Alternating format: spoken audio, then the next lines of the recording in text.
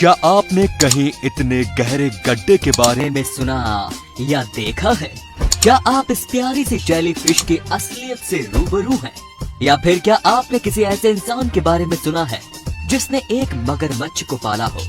अगर नहीं सुना तो कोई बात नहीं, बने रहिए हमारे साथ इस वीडियो के एंड तक। नंबर 1, आप लोगों ने कई सारे जीव की प्रजाति और वंशज के बारे में तो जान लिया है, लेकिन क्या आपने कभी हाथी जैसे विशाल जानवर के बारे में नहीं सोचा कि आखिर इनके वंशज कौन थे?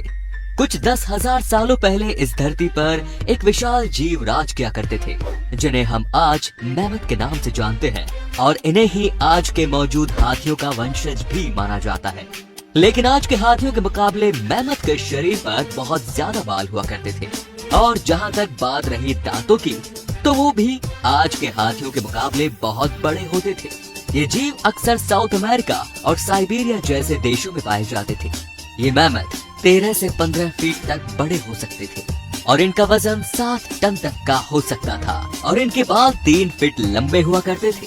जैसा कि आपको पता होगा कि हमारी धरती का तापमान कुछ 1000 सालों पहले इतना कम हो गया था कि कई सारी प्रजातियां विलुप्त हो गई, पर मैमथ के लंबे बालों ने इन्हें बचा कर रखा था।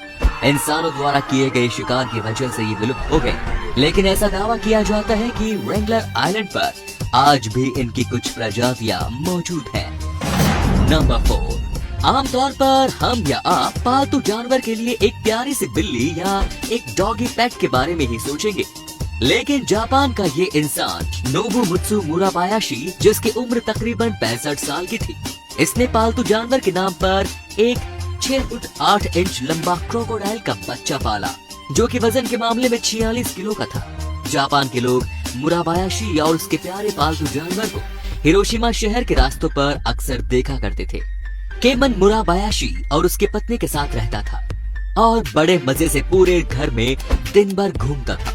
मुराबायाशी ने इस क्रोकोडाइल के बच्चे को 34 साल पहले एक विदेशी पशु त्योहार से खरीदा था। जापान की सरकार ने उस क्रोकोडाइल को एक पालतू जानवर बना के रखने की अनुमति मुराबायाशी को दे दी थी। मुराबायाशी प्यार से उसे कैमन बुलाता था।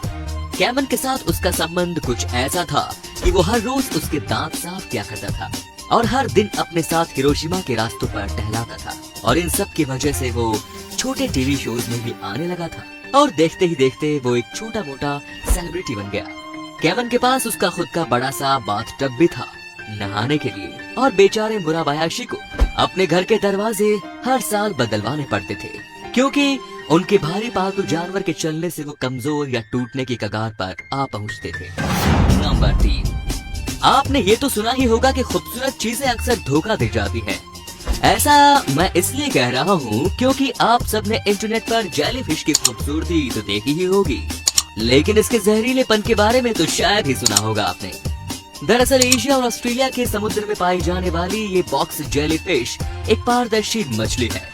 इन्हें दूसरी मछलियों की तरह आसानी से देखना बिल्कुल नामुमकिन सा होता है।